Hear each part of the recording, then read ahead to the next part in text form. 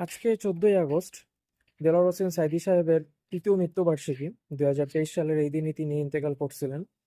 মূলত এই ভিডিওটা বানানোর উদ্দেশ্য হচ্ছে, এই ভিডিওটা সামনে আসার সাথে আপনি সাথে সাথে ওনার জন্য রুহের মাগফিরাতের জন্য দোয়া করবেন।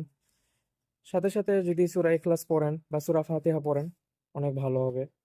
কারণ উনি এমন একটা পার্সন ছিলেন, মানে ওনাকে নিয়ে আমরা যেই অনেক নোংরা রাজনীতি করি সেটা থেকে আমরা যেন বিরত থাকি। ওনাকে আমরা এগুলোর সাথে না জড়াই, কারণ উনি যেরকম মানুষ ছিলেন সবার পছন্দ ছিলেন দিন শেষে, যে কোনো শ্রেণীর মানুষই হোক। কারণ ওনার ওই টাইমের যে বয়ান বা যে তাফসির, মানে এক একটা ক্রেজ যে কোন লেভেলের ছিল, এটা আমিও ওই টাইমে ছোট ছিলাম কিন্তু আমি শুনতাম, মানে অনেক ভালো লাগতো। এরকমই সবাই, ওনার ফ্যান ফলোয়ার অনেক। আর ওনাকে হেড করার মতো মানুষ মনে হয় খুঁজে পাওয়া যাবে না। তো ভিডিওটা বানানোর উদ্দেশ্য হচ্ছে এটাই। ভিডিওটা সাথে সাথে অনেকে হয়তো খেয়াল নাই বা না জানাও থাকতে পারে যে 14ই আগস্ট উনি ইন্তেকাল করছেন। তো ওনার জন্য দোয়া করবেন। কারো সামনে যদি পড়ে, সাথে সাথে সূরা ফাতিহা ইখলাস পড়ে নেন। ওনার রুহের মাগফিরাতের জন্য দোয়া করবেন।